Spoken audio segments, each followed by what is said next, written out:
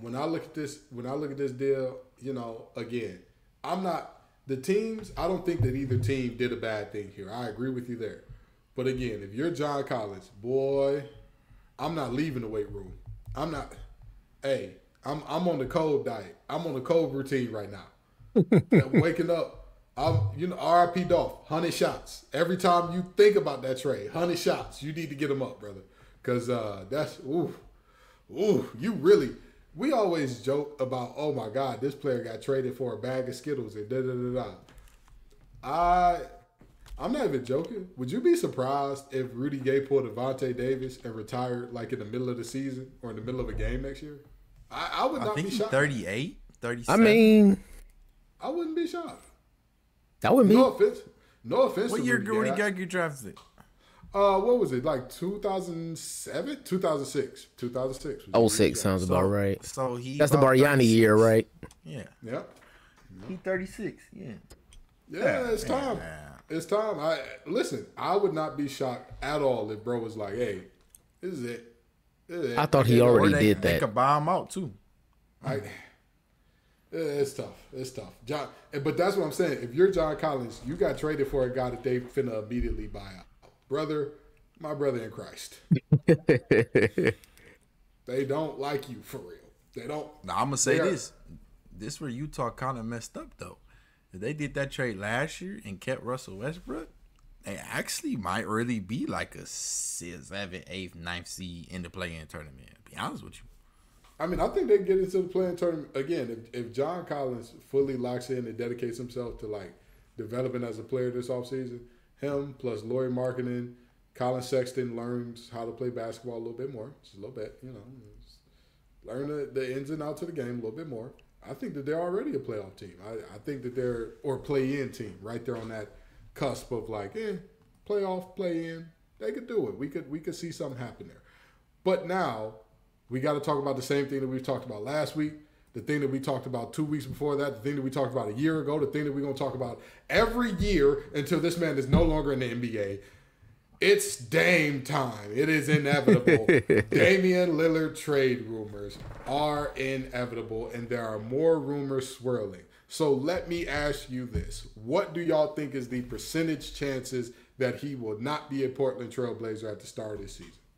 I think we got a 10% chance in there that we see him get traded away from Portland. I mean, Portland has come out reports saying that they don't want to trade him, and they grab Scoot because they feel like Scoot would be a great addition, and that was them grabbing Scoot was better than them trading that pick away or getting any free agents. Now we've seen what players are going for in today's market. We just saw John Collins get traded for a bag of chips. We saw Bradley Beal, who's almost an all NBA talent, get traded. It was multiple bags of chips, but it was still bags of chips. We're seeing players go. So the Blazers could have gotten something good with that number 2 pick. Well, we've seen that they don't want to trade Dame, and Dame doesn't want to get traded. I've also seen a report that's saying that Dame wants to stay in Portland, and he wants them to put together a big 3 of Jeremy Grant and Draymond Green. Bro, you ain't see that. You ain't see that, bro.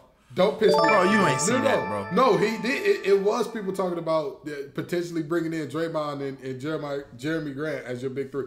Don't piss me off today. Please don't do that, Josh. Don't do that. There's no reason to do it. I'm just checking my sources. That's all. One of them hasn't been an all-star in 3 seasons, and the other one's never been an all-star. What big 3?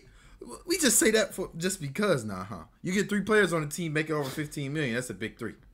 That's a big 3. Yeah, I mean that's a big 3 right there. That's no way. Facts over acts is the newest big 3. You know what I mean? We the newest big 3 at this point. I just shared the tweet in the group chat because you didn't see it, Chris. I saw it earlier. I'm just saying, don't piss me off for calling that a big 3. Don't piss me off. Bro, Draymond, who gonna score? Hello? The fact of the matter is, when you have a team where 4th quarter and you might actually need Batum in, that's a problem. That's a problem. You are not in a good space. You are not in a good space. I'm going to say this. Them drafting Scoot, to me, was actually the opposite of what you said. And I'm going to say this. I think there's 100% chance, or 0% chance rather, that Dame is no longer with this team at the start of the season. Let me tell you why. If I was Dame with that 3rd overall pick, first of all, when Charlotte took Miller, that should have been the key right there to say, oh, we got Scoot. Whoever wants this pick, whoever wants Scoot, come get him. Yep. But you got to give me something back. You got to give me a start. The Trailblazers have a start. How old is Dame? 31? 31, 32. 32? Brother, you're as win now as you'll ever be. Yep. As you'll ever be. No disrespect to Dame. His game is one that will age well, but it will still age. Chris Paul's game is one that has aged like fine wine. Aged like Gouda cheese. Aged phenomenally, but guess what? It still ages. At some point in time, that little bit that you had to turn the corner ain't going to be there no more. That little something you had to create that little bit of separation on that step back ain't going to be there no more. And y'all are going to play around and say, well, we think the Scoot is better than anything we could get back right now. Are you out of your mind? And the trademark is hot. The trademark. I mean, the way I look at it, though, Gibbs. But here's the thing. Hear me out. Hear me out. Scoot is the exact opposite of Bradley Beal. In terms of Bradley Beal, you know what you're getting. You know the ceiling. He's an older guy himself. Had injury problems himself. He is who he is. And that contract is a poison pill. A rookie deal? Oh, you should be salivating. You got 2 years of team option coming up. Yep. Two. If he turns out to be the greatest thing since sliced bread, guess what? Oh, well, you're still getting paid that $10 million, brother. Great job. Way to go. Oh, man, you're still good on those last 2 years? Even better. We still get to keep you. $10 million a year. Right. Yeah, love it. But that's what I was about to say, though, Gibbs. What I don't understand is, right, if you saying he's the best thing you could have got instead of trading it, that pick, what do you think you would get for Dame? Like, that doesn't correlate to me. You get what I'm saying? Like, if you think that trading that you're not going to get equal value back, right? What do you think you're going to get from Dame? Like, he making almost $60 million next season. Not that many teams going to blow up their whole roster to trade him next season. And that's what you need. If I was them, I wouldn't have waited this long. I would have already saw, okay, listen, we love Dame. He's great. He's a great player. He's not the number one on the championship team. Depend. Dame could be well at this current age, at this stage in his career. That's hard to argue. But if this was like 4 years ago, I was about to say 2 years ago for sure. Dame as a number one option, you could see. The team has to be constructed around him perfectly. it has to be a good team. Don't see. First, Josh came in with this big three. Now Chris is backing this up. Talking about, I didn't call it a big three. I didn't say it was like you said. What I said was far fetched. My brothers in Christ, my brothers in Yahweh, my brothers in whatever God you worship. Please, don't piss me off today. Don't do that. Don't. My brothers in the Fly Spaghetti Monster, don't do this, bro. Dame has never been a number one option on a championship caliber team. Listen, bro. Listen. If you take out, okay, you go back to the years when they had Batum, Aldridge, Dame. Who was the other two players in the starting lineup? I can't remember. Wesley Matthews was there for a couple. Wesley Matthews. Was Evan Turner the other one? Yeah, Evan Turner. No, he was after that. He was because Aldridge was gone when Evan Turner got there. Yeah, Aldridge was gone when Turner got there. I have no clue. Let's go. So it was Dame. Hold on, it was Dame at the one. Don't tell me. It was Dame at the one. Wes Matthews at the 2. Batum at the 3. Aldridge at the 4. I can't remember the 5. That was before Nurkic because Nurkic was in Denver. Yeah. Right. Who was there? I can't think of the 5, bro. Was it Whiteside? It might. No. Whiteside was in Miami. Whiteside was in Miami. Yeah, he started out with he was in Miami. Let's see. Let's go to 2012, 2013. Let's see. Was Dame there in 2012? Let me see. Yeah, he was. Oh my God. Oof, this roster is crazy. All right. You got Dave Lillard, Wes Matthews, Nick Batum, and so LaMarcus Aldridge would be your 4. I guess your 5 was either J.J. Hickson or Myers Leonard. Exactly. It was Myers Leonard. It was Myers Leonard. It was Myers Leonard. One thing about Portland, they always gonna have that big, Caucasian after 5. They always gonna have that. But anyway, so if you take that team, right, you take Myers Leonard out, you take Batum out, and you give Dame, let's say you give Dame and Aldridge. At that time, I'm trying to think 2012. You threw the wings in 2012 was just you threw Paul Pierce on that team, right? Paul Pierce wouldn't have been that number 1 option. I think Dame still be number 1 option over Paul Pierce. And you think that team wins the championship? Dame, Paul Pierce, and Aldridge? In what year? In 2012, 13? Christopher. No, they win in 2014, I think, if they keep that core together. They win in 2014. Because Paul Pierce got old. Wesley Matthews a better option than Paul Pierce. Hello? I was about to say Paul Pierce got old. If you give Dame that team, all of them in their prime today, 2 years ago, they win a championship. I'll meet y'all halfway. If you put a really, really good team around them, like if you had Dame on one of these Boston teams, you take out either Tatum or Brown and you put him on that team, potentially, you get him to the finals. I'm not sure if I'd say a championship team. Exactly, but if you could get to Jimmy Butler can be a 1 option on a championship team, right?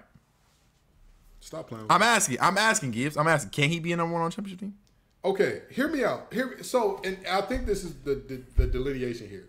I'm not talking about a team where like the team is extremely well constructed and there has to be a superstar. Yeah. So like somebody's in that role. I mean like a number 1 in that he is the starter and the driver of all this here. Okay. I think I'm thinking you saying just the number 1 option in the offense that you can, throw the ball out to. I'm not saying because if we're looking at it from that standpoint, I mean, let's be honest. At one point in time, either Chauncey Billups or Rip Hamilton. I was going to say Jimmy Butler can be the number 1 scoring option on a championship team the same way that Rip Hamilton was. Yeah, but I'm talking about true, like, hey, the offense goes through him. He's the conductor. That offense didn't run through Rip. It was not like, hey, man, if Rip having an off night, we'd cook. That's it. Right. If Rip having an off night, put Lindsey under him, we'll be fine.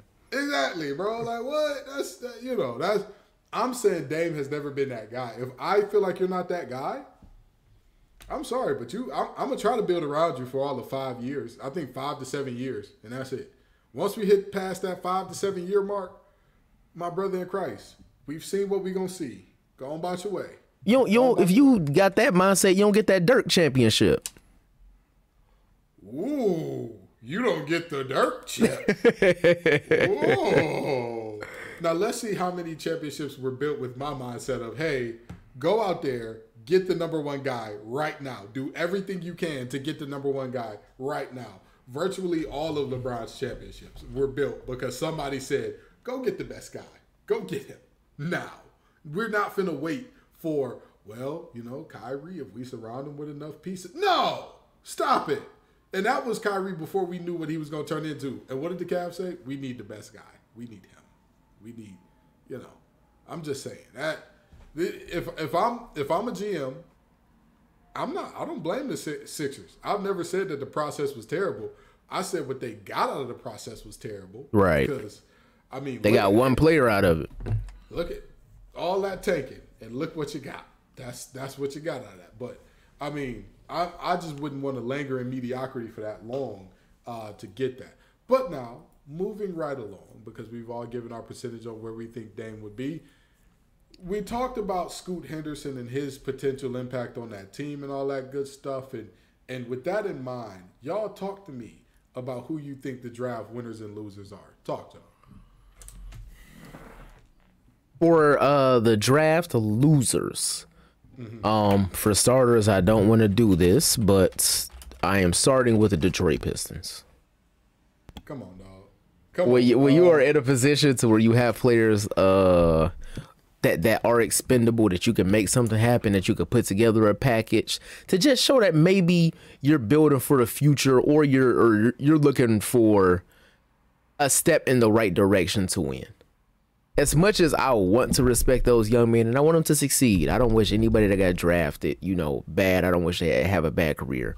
But I just don't see a universe into where you have 7 active guards on your roster, all under the age of 25, and you grab a guard who, one, playmaking, he doesn't excel at playmaking.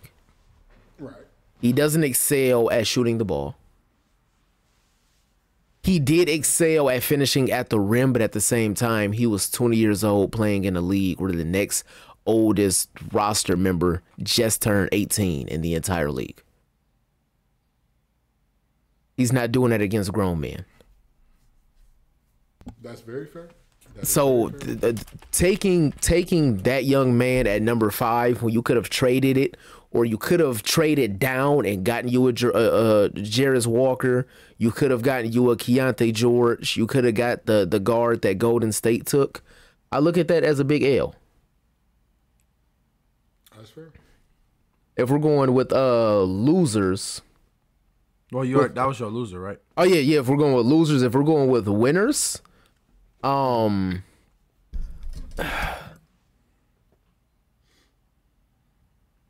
this draft is kind of tough. In this draft is nobody won. The winners was all the players outside the top three. Somebody had to get there. In this draft is kind of tough. I'm gonna have to go with the teams that's more towards the bottom.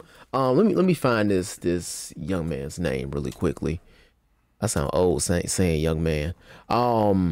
2 teams that I think won out of all of this is, one, the Lakers, who took Jalen Hood-Schifino, which for what they had and the way this draft was, the Lakers are looking for, 1, a perimeter defender, and 2, some athleticism that can develop skills. That's what you got out of Jalen Hood-Schifino. I'm not mad at that at all. And then also Brandon, I don't know how to say his last name, but Podziemski, the dude out of Santa Clara that Golden State took. Mm-hmm. I think that's going to be a good piece that you can swap out if you want to take this Golden State thing going forward. Let's say when Clay is too washed to play, Steph is on his last legs. I'm not going to say he'll ever equate to either one of them, but you got a kid who's a great perimeter defender, and he averaged 19 on 48% from deep in college. Right. Which is a great clip, and I think that's somebody that you could put in year 1, and he can be a contributing factor off the bench first year in the league. All right. Chris, who are your winners and losers this draft, man? So, my absolute loser for the draft is the Washington Wizards. I can't believe Guyton missed over them, but we did a live stream for the draft, and we all was so happy they picked up the guy that the Pacers actually took. We was like, oh, yeah, that's Wallace. He was a sleeper. He was a sleeper in this draft. So, I'm like, oh, yeah, but then we found out he was traded for Victor Wembanyama's teammate, who averaged it 5 and 3, and he's a tiny guard, like not a big guard, not a big wing. When they just got Tyus Jones and Jordan Poole, so I guess they just gonna stockpile a bunch of guards and say whoever hooped the best might get the starting role when we get a team over here. But last time I checked, Gibbs, I don't think Washington's a free agent destination. When last time they landed a big free agent? Jordan.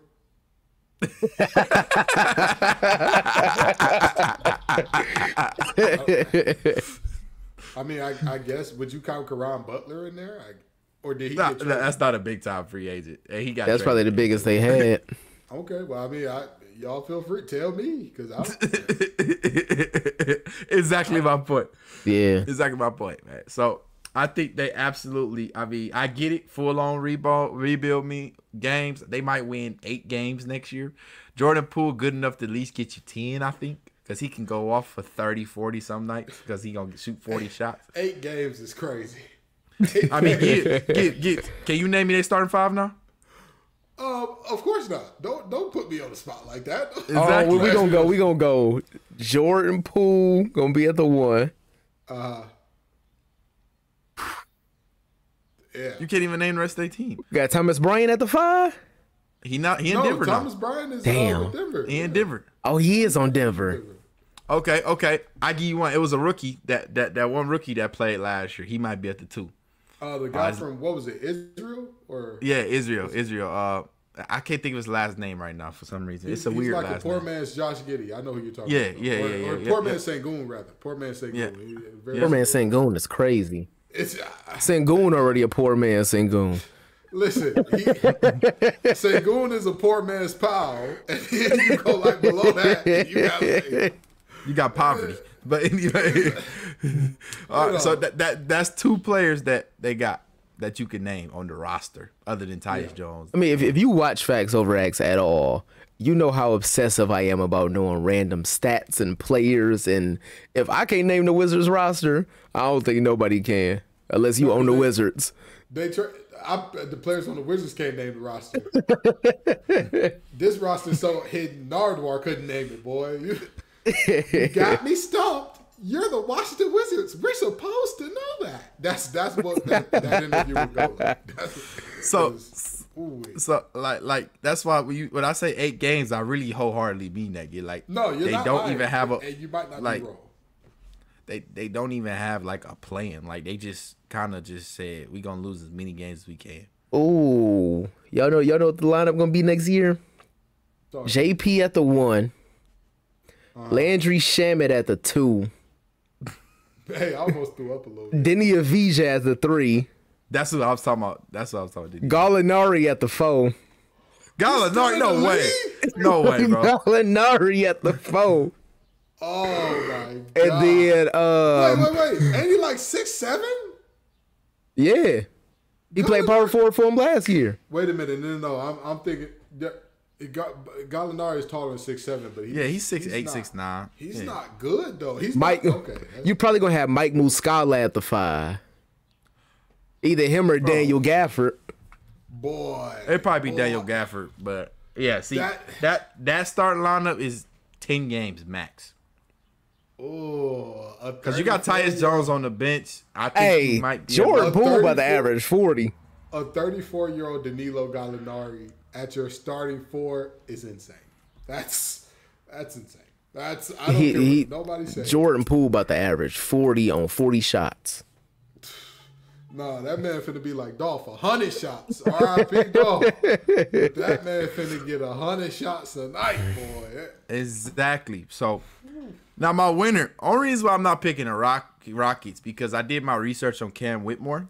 I think Amin Thompson was a great pickup for them to bring in another young guard that could dribble the ball. He's the better of the Thompson twins, and I also think him being alongside Jalen Green, 2 athletic guards, that's the way of the league going now. Athletic guards has been like the number one thing on a championship team. Jamal Murray this season, the year before that, Stephen Curry and Clay, they're not super athletic, but they're athletes, you know what I mean? So having 2 guards that can do stuff extremely well as far as athleticism or shooting, I think Amin Thompson was the best. But Cam Whitmore, after I did my research, brother can hoop out this world. He can hoop out this world.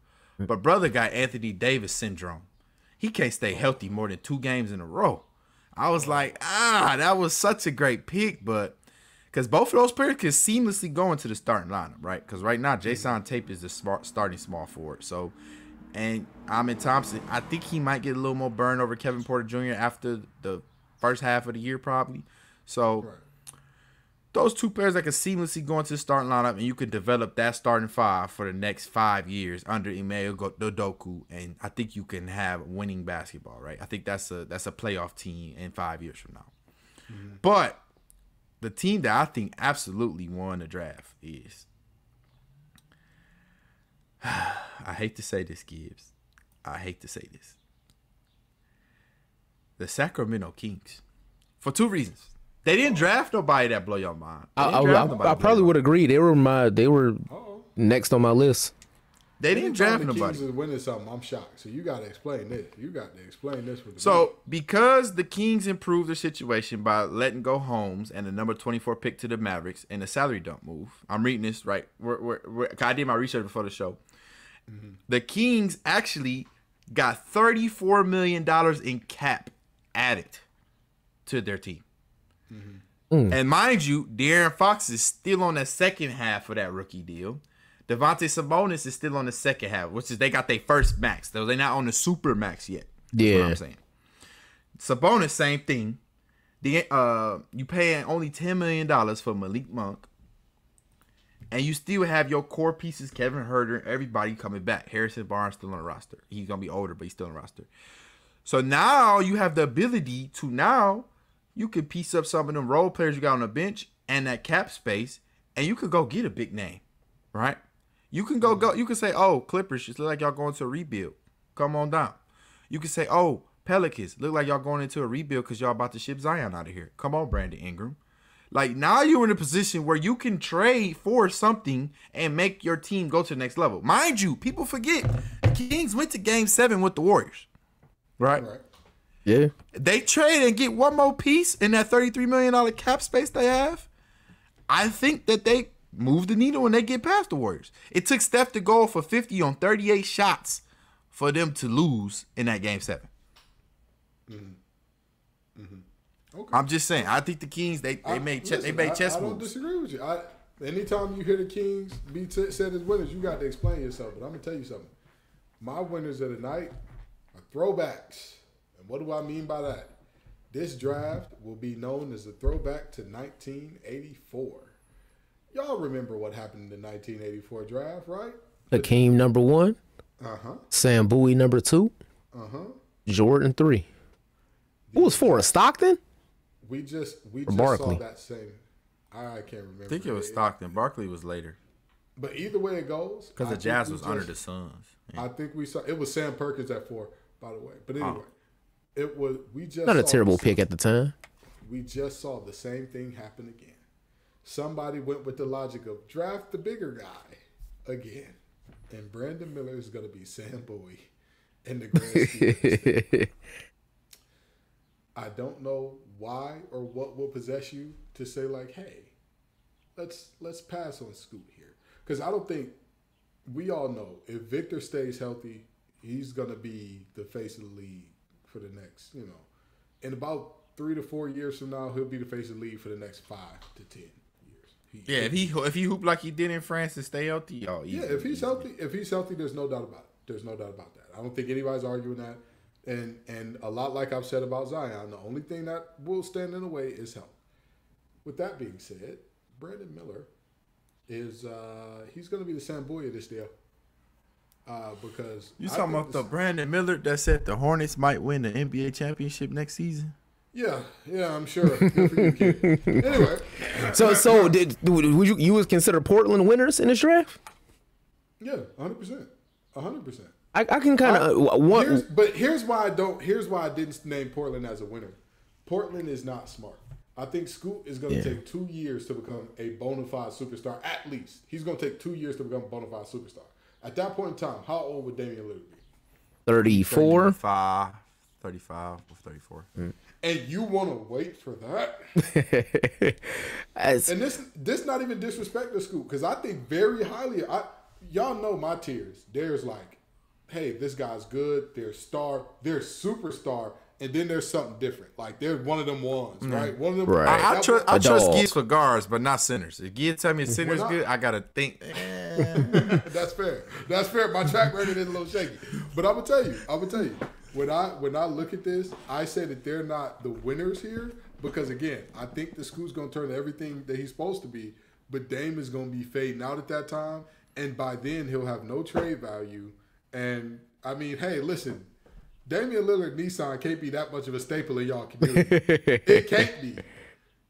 Him pushing them Ultimas and Maximas cannot mean that much to your community that y'all can't get rid of this man, or at least do what you need to do to win right now. So that's why I wouldn't say that they're winners out of this. But I do think Scoot turns out to be phenomenal. I do think he turns out to be phenomenal. I just think they wasted Dame's career, and there's a good chance they're going to do the same with Scoot. Do you not think with the modern NBA, the reason he dropped the 3, do you not think Scoot is undersized for today's game? No. What is he, 6'5", 6'6"? 6'2". What? Yeah, Scoot 6'2". He looks way bigger when you're watching him play. He a Russell Westbrook 6'2" though. But it don't matter. I was just about to say he's a long 6'2", and he plays bigger than he is. So like it doesn't really, you know what I mean? Like, hey, you'll live with that. I'll live with Scoot being whatever height he is, because when you see him put his body on guys and they fly out the paint like it's Right. like, oh, I'll deal with you being 6'2". It's all right. But yeah, no, very seriously, I'm fine with the lack of size from Scoot because he can fill it up. He can. When you look at the muscles, you think of a guy like a Michael Kidd Gilchrist that's going to be all, if I can't get to the rim, I can't do nothing with it. That is not him. Okay, so I got a question. Since you basically saying the Hornets the losers, right? Yeah. So if you saying that, what would you say the ceiling is for Brandon Miller and Scoot did? Because I think the ceiling for Brandon Miller actually is higher than Scoot's, but I don't think he'd be a better player. Yeah, I think so. Here's to me the ceiling for Brandon Miller is a poor man's KD, and by poor man's KD, I don't mean like a very diminished. So you mean like a Paul George? No, That might Paul be George is that might be George is better than a poor man's KD. Yeah, because Paul George is he's a different thing than KD. I don't think so. Here's the thing: I don't think that Brandon Miller has like the defensive instinct and want to be a Paul George. Like I don't think that he has that. Paul George coming out, you saw it in college. He has the want to and the instincts and the feel for defense. I haven't seen from Brandon Miller. Sean Livingston? His absolute floor, Sean Livingston, sure. I give him that. I think his ceiling, I'd say a poor man's KD. I'd say a guy who can put someone, Brandon Ingram. I'd say that's his ceiling. Brandon Ingram I don't think he makes it that high. I think Brandon Ingram right now is his ceiling. This is not his ceiling, Brandon but I Ingram's think a poor man's KD. I would say that. this is not his ceiling, but I say as far as career trajectory or his play style, it's going to be a throwback. But hear me out. Brandon Miller's comparison, I think, is Josh Howard on Dallas. That's kind of disrespectful a little bit. I mean, But Josh Howard had like 3 years where he was a dog. But if you're just talking play style, then that I can see where you're going with that in terms of the play style. I all I'm saying is, and when I look at Scoot, I think Scoot's ceiling is best player in the league. I think his ceiling is him being the best player in the league. If he can truly get that shot down, get some playmaking down, I mean, how often do we see guys under 6'4", 6'5" get drafted in the top 5? Period. It's rare. When's the last one that we saw? Trae Young? Mind you, we're talking about one that doesn't have a steady 3-point shot that can be relied upon at all times. Right. How tall is Ja Morant? Like that's 6'3", I think. But that's what I'm 6'2"? saying. They're the same size. But Scoot is also a man, baby. It's very rare that we see somebody at his height be drafted at this spot without like a reliable shot. This young man, his ceiling is best player in the league. I think if everything works out for him and things go the right way, which is why I say that they're going to waste Dame and they could potentially waste him because he has that type of ability in my eyes to be something different that we just haven't seen much of before. So, I mean, that's why I would say that Charlotte is a loser, but also I don't want to call the Portland Trailblazers a winner. But what I will say is Mama Thompson is a winner of this draft. Boy, I'll tell you. Because, while everybody was discussing that one mom who these BBLs still killing y'all. I don't care how she looks in that black dress. Stop it. No, I'm just messing around.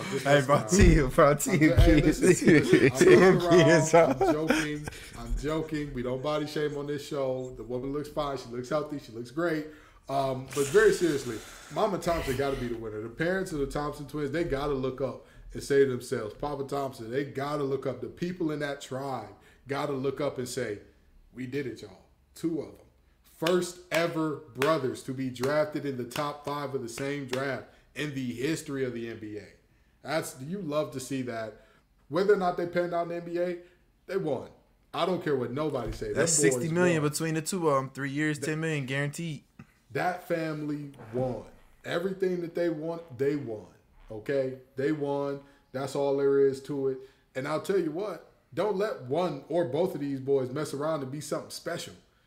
Don't let that happen. Hey, Gilbert Arenas got one of the funniest podcasts, and I hate bringing it up, but he said this. He was like, when he saw Caleb Martin going crazy in the playoffs, he was like, you know how twins go in the NBA, right? One get 80% of the talent, the other one get 20% of the talent. So I mean, he ain't lying. When they twins, you just gotta pick one and hope that they don't never switch teams. I mean, honestly, the last pair of twins we saw come in the league, they pretty much the same guy for real. The Morris twins. Marcus Morris way better than Markieff. Stop I it. wouldn't say way better, but Marcus is for sure the better of the twins. He's better, but that's what I'm saying. He's not noticeably better. Similar games for sure. But if you had he's thrown been me in much better situations than Markieff. Marcus has been in way better situations than Markieff to succeed. They was on the same team at one point in Phoenix though. But Marcus still been in way better. Markieff's best team was probably the John Wall Wizards. And by the way, even on those teams that they played on together, did Marcus look markedly better than him at that time? Come on, bro. No, they both split even.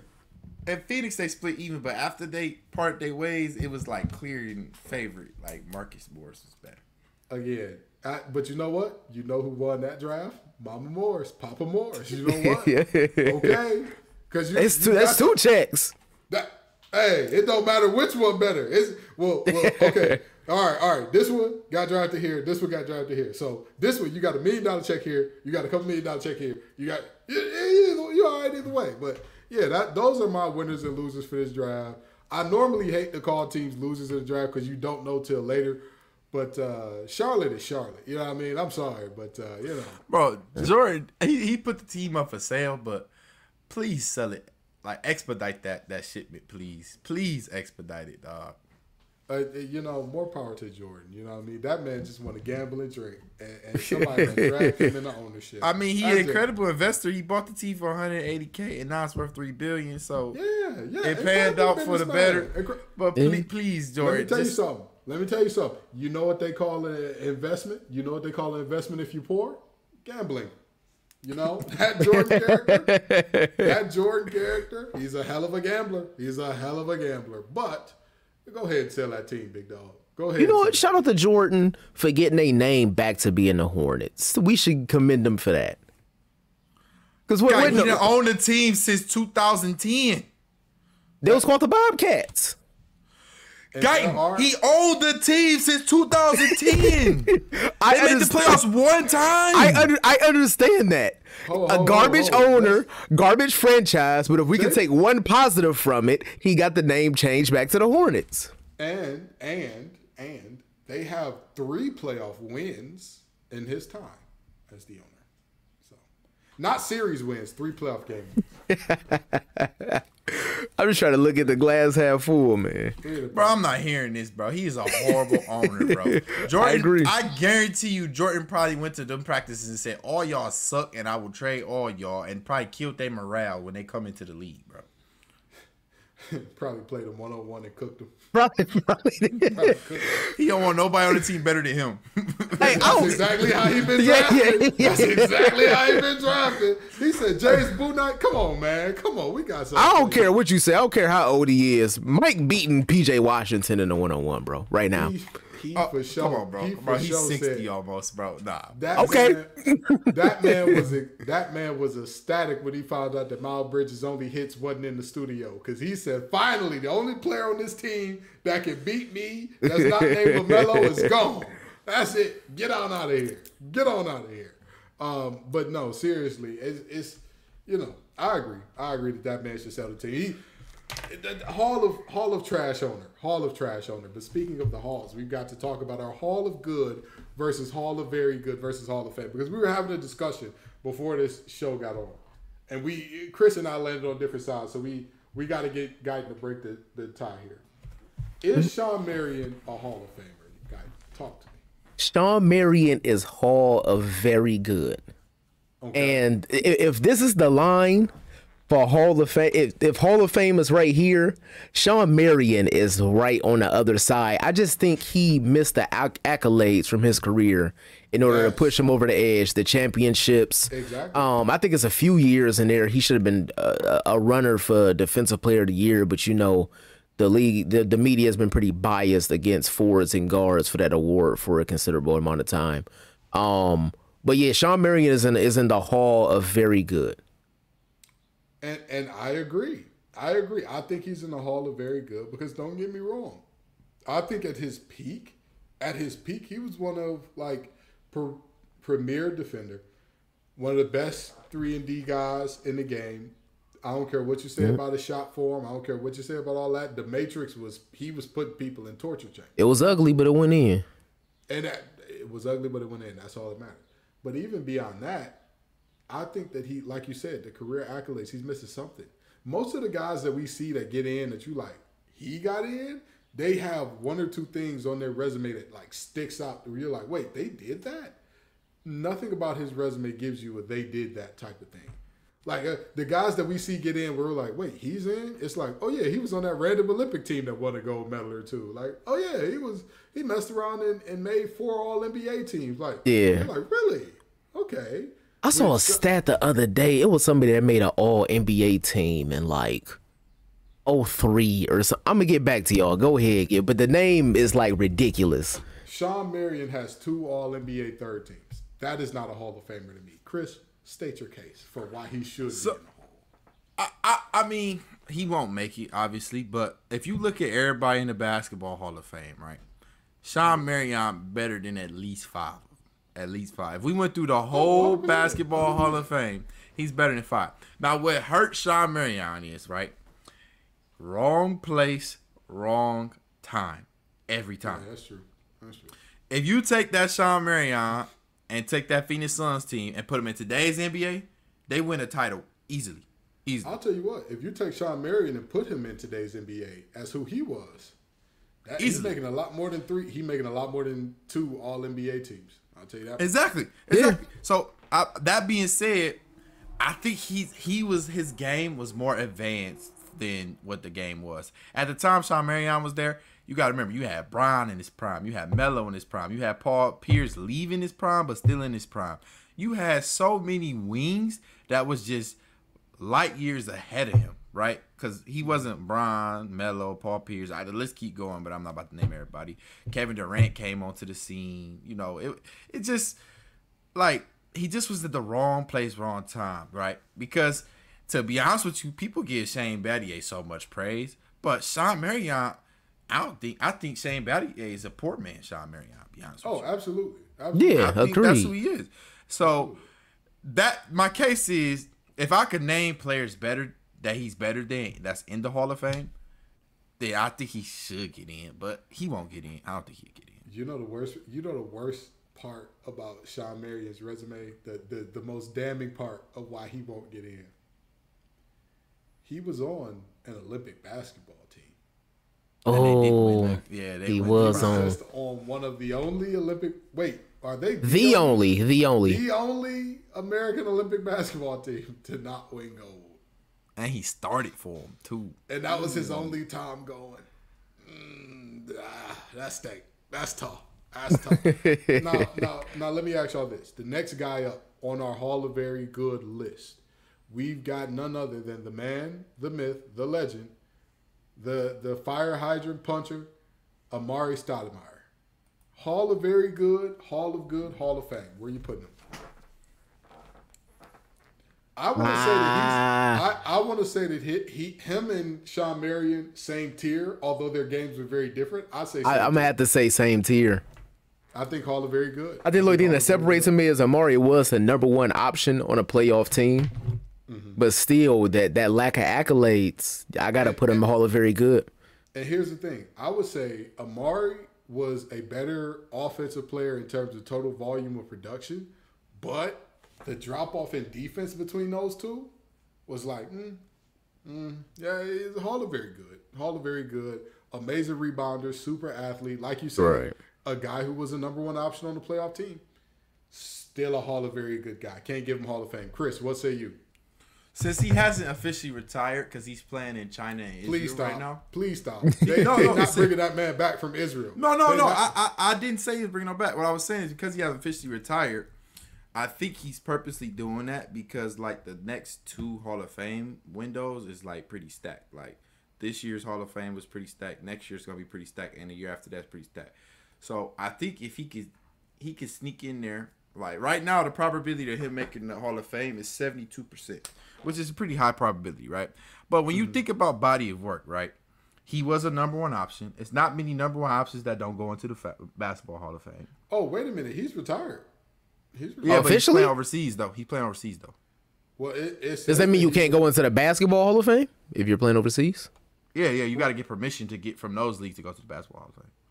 It says that he's officially retired. It says that he retired in 2020, and he has been on the Brooklyn Nets as a player development coach for 2 years and just left.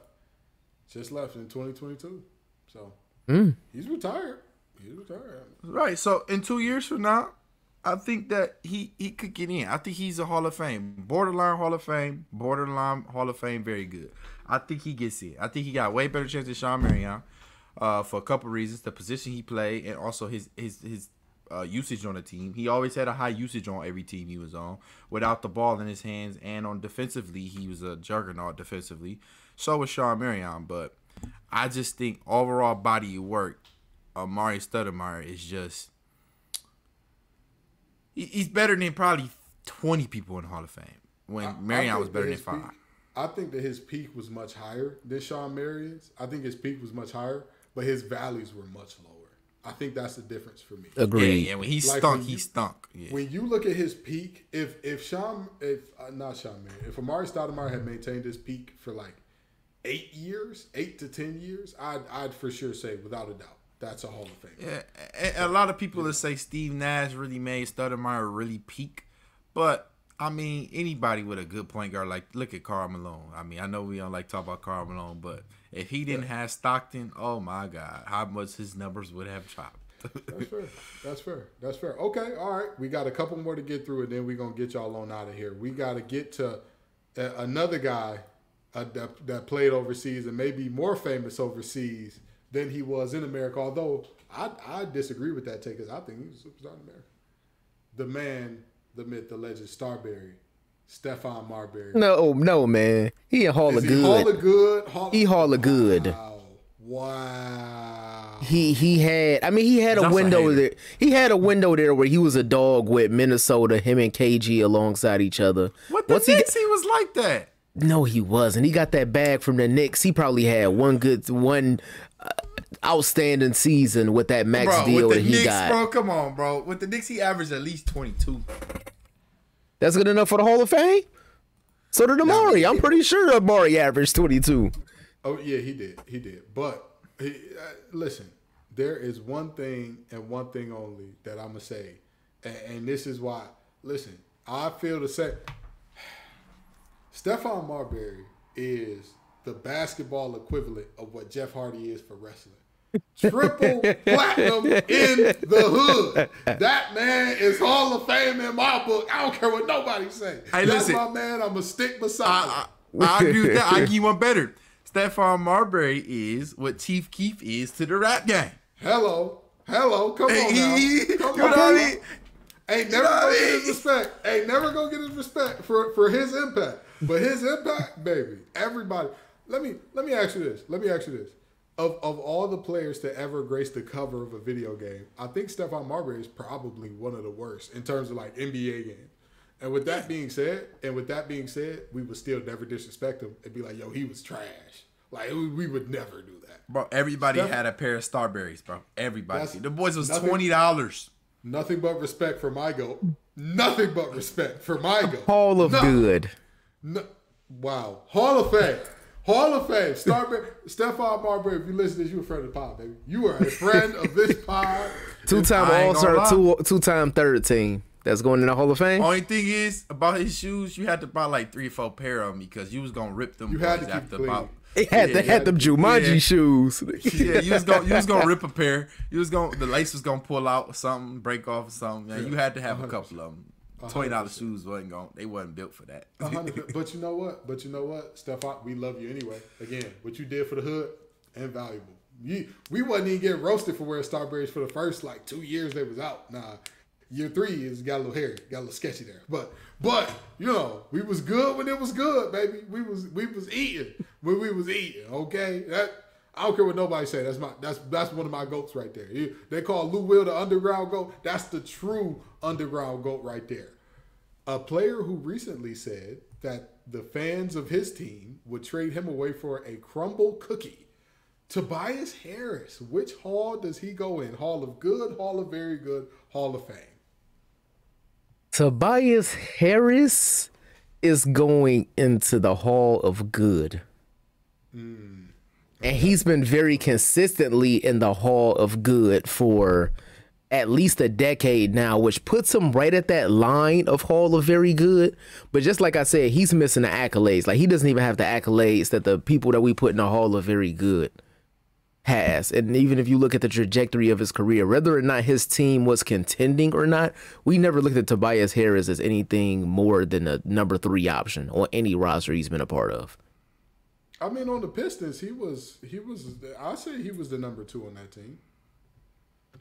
Because who was it? It was that in that 2019, 2020. It was Drummond was there, bro. Drummond. Tobias Harris was the 3rd. Blake Griffin was 1. Drummond was the 2nd option on offense. Oh my god! I just realized that. Hey, Blake Griffin was top 3 MVP voting. Hold on, wait. Not Blake Griffin. Blake was open. Andre Drummond should have never been the top 5 option. He should have never been the top 2 option in any offense ever. But he was. He was, though. I mean, but was that a good idea? No, not at all. Not at all. 18 and 16 a night is tough, bro. 18 and 16 a night, tough. But hear me out. What if you could get him to be 14 and 20? Because you're like, hey, man, you don't. Y'all know what's crazy? I'm about to say something that's going to blow y'all mind just to show y'all our perception of time and how long it's been since Drummond has been good. Andre Drummond is not 30. Andre Drummond is not 30 years old. Bro, well, he was 21 when he was with the Pistons his 2nd year, so that makes sense. But his peak was terrible. Jesus. You gotta think when he was hooping, you talk about at 18 and 16, like we was just graduating high school when he was putting them numbers up. Bro, what? That was so tough to watch. He that young though? He's not 30 yet. Remember how like every season when like at the beginning of every season he would like do something that we didn't see him do last year for like the first 2 weeks. Why are you shooting I'm gonna say what is gonna mess y'all up even more. Steph Curry is older than D Rose. Yeah, I knew that. Yeah, I knew that. Because he did all 4 years in college. And I know that's still wild to think about though, because D Rose was that guy 11 years ago. Yeah. That just mean we getting old, brother. That's all that mean. Y'all only a year younger than Drummond, baby. That's so nasty. My jumper better. Hello? I don't care if he in the league. My jumper better for sure. I don't care. Hey, don't ask me to make a left-hand layup, but a game of horse, the Martians got the death beam pointed at Earth, me or Andre Drummond, I want give me Gibbs. That's what you gotta do, baby. Because I'm gonna get us out of here. The Martians ain't putting us in the pack. All right. But anyway, all right. The last player that we got to talk about in terms of the Hall of Very Good, Hall of Fame. This is a surprise pick in here. Young Jason Richardson. What you thinking? Hall of Good, Hall of Very Good. He had a nasty bag, bro. He had a nasty bag. Here's my thing. Jason Richardson is in the Hall of Good, but we all want to put him in very good because we got in the hoops fairly young. We were probably 6, 7, 8, but when we all got in the hoops. Oh, absolutely. If not younger. We were hypnotized by the bag because the bag he had to a 7, 8-year-old looked like he was the greatest thing walking. But if you actually put it into perspective, he wasn't him. Now that I think about it, bro. He got the same bag as Jaylen Brown. Hey, don't disrespect Jason Richardson. Don't disrespect Jason. No, bro, no, you kind of right, bro. Stop. He kind of right. He couldn't dribble, but he had a good first step. He couldn't dribble like that. He had a good first step. He had a mean fadeaway. He had bunnies. He had bounce. He could pass the ball out the shot quick. He just couldn't dribble. Y'all made it y'all mission to piss me off today. That's what y'all did. Is he lying? Is he lying? Bro, yes, he couldn't dribble. He couldn't dribble again, but he was crazy athlete. But can I let y'all in on the secret? Can I let y'all in on the secret? There's a difference between when a player knows, like, hey, this is my strength. I'm going to stay away from doing what my strength isn't. And they're good at staying away from that. And what Jaylen Brown has done. No, kid, I'm not saying they're the same player. I'm saying they have similar play styles. What I'm saying is, I'm not disagreeing with you on the similar play styles, but what I'm saying is Jason Richardson had a better bag from the standpoint of he knew himself much better than Jaylen Brown does. Jaylen Brown is averaging 3 turnovers a game right now. Jason Richardson never averaged over 1.3 or 1.4 or so. That man knew he couldn't dribble and was like, no. Jason Richardson averaged 2.5. He averaged 2. When? In Golden State, when he had a high usage rate, when he was that guy, he averaged over 2 every year except for his last season. That man was a rookie. We're comparing him to 7th year Jaylen Brown? That's my point. If we're talking about 7th year... If you're talking about 7th year, he averaged 1.3, but his usage is way lower than Jaylen Brown's was. He knew better. By that point in time, he knew, all right, bro, like, this ain't what I'm supposed to do. But that's the thing. Jaylen Brown don't think he can't dribble, though. Like, that's my point. Bro, it's like you got 2 homies. One that don't know how to talk to girls that good, but he knows it. One that don't know how to talk to girls, but he swears he is the Riz God. Man, which one would you rather not have on the 2-man? And he be scaring them. That's what I'm saying. Because if he don't know, he gonna mess up the 2-man for both of y'all. At least, bro, that's my point. That's my point. Jason Richardson was not gonna mess up the 2-man for everybody, bro. He might not have had it in him. He might have just been sitting on the other edge of the couch from the other shorty. But he was not gonna mess it up for you. Jaylen Brown gonna bring up Kevin Samuels, bro. He gonna do it. He for sure gonna be like, no, but for real though, like is you fit feminine and friendly? Like he for sure gonna do it every time. Come on, bro. Don't listen. I got you. I agree that their strengths and wise, weaknesses. I agree that their strengths and weaknesses very similar. I agree. However, the self-awareness is where the delineation starts. To, 100%. I would say prime Jason Richardson is like, you know, not maybe as good as Jaylen Brown is, but he was like, you know, well-rounded, better than Jaylen Brown, more mature than Jaylen Brown. I'll give you that. He just made better decisions. With the ball. Anywho, I know y'all tired of us talking about Hall of Good, Hall of Great, Hall of Stephen Barry's again. Nothing but respect for my goat. Nothing but respect for my goat. Stephen Barry's, man. But come on back next week and the week after that. Y'all.